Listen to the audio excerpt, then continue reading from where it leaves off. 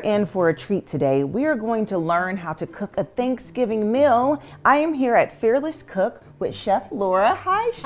Hi. How are you? Really good, yeah. Good. Chef Laura is a classically trained chef from Le Cordon Bleu in Paris, and you have this beautiful kitchen, and you're going to teach us how to cook some amazing meals today, and we're so excited. So first, share with us about your history and experience being a chef. Okay, well, I went to Le Cordon Bleu Paris, and I was pretty old when I started. I was 53, and I wasn't the oldest in the class, but I was one of them. And I really wanted to get like a classic training, and I also needed to be able to do it in spurts because I had a family. You can go there for 5 weeks, do level 1, then go back for 5 weeks the next year, do level 2. So instead of going for 9 months, that's how I did it.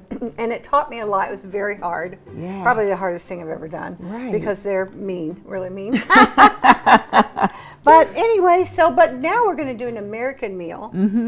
And I'm just going to show you some little tricks that some people may know and they may not know. Yes, well, I'm excited. So where are we going to start? So we're just going to start with Brussels sprouts because, you know, Brussels sprouts is having its day. I love Brussels sprouts. Yeah. It's having its day. I love that. So here they are. These are called petits choux in French, and which means little cabbage. And so when you get it, you're going to want to cut the end off and take off the outside couple leaves, okay? Okay.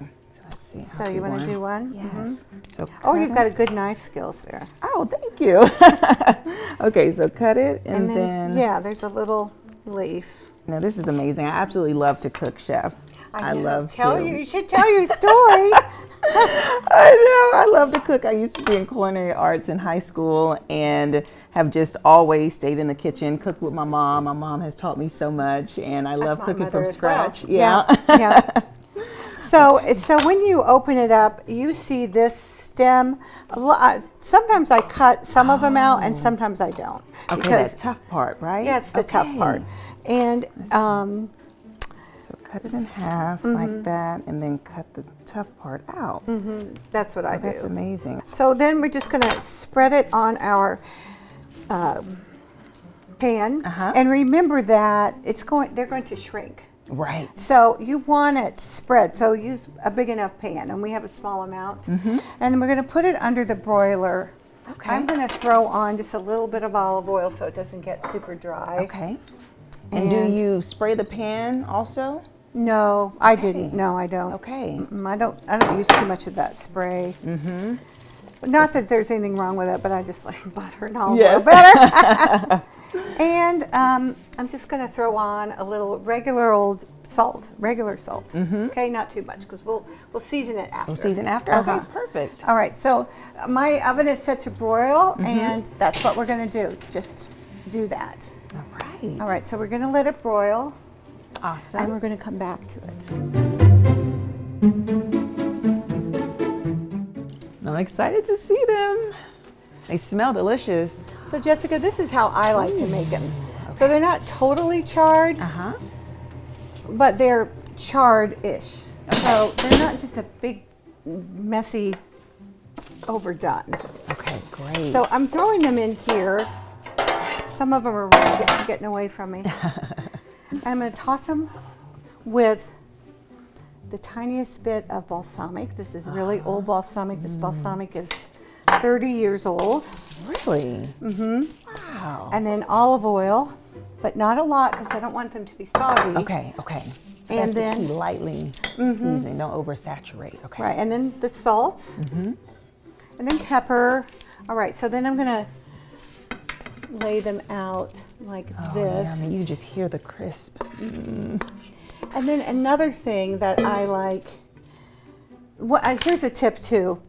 Don't put them in a bowl. If you put them in a bowl, then the bottom gets soggy. Okay. Okay, so these are the kind of things that you want to lay out. All right, and then you can put all the things that you love in them. So I've got some walnuts. What's that? Wow. This is feta, and put the feta on while it's hot. Okay. Yep. Oh, so it can kind of ooze down a little bit. So it ooze down a little. And then cranberries. Oh, yes. Because that's so Love cranberries. Thanksgiving. Yes, it is. And then I did an orange. So an orange, well, I just took an orange and cut it in quarters. And now I'm going to take out this pith. I'm going to try not to kill myself. There. And you do have to have a really sharp knife.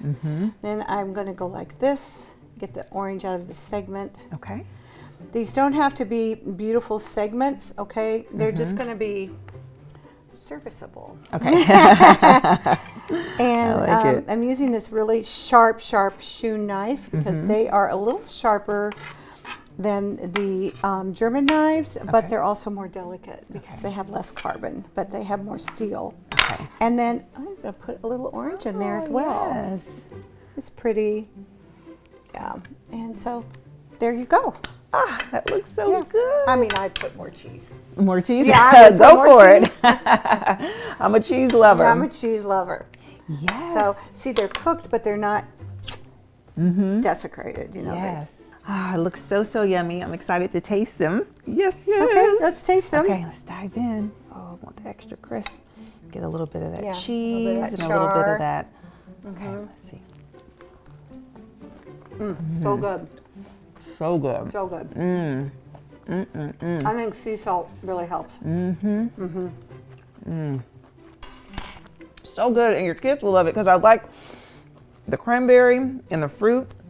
It adds just an extra flavor and boost of excitement to vegetables. Yeah.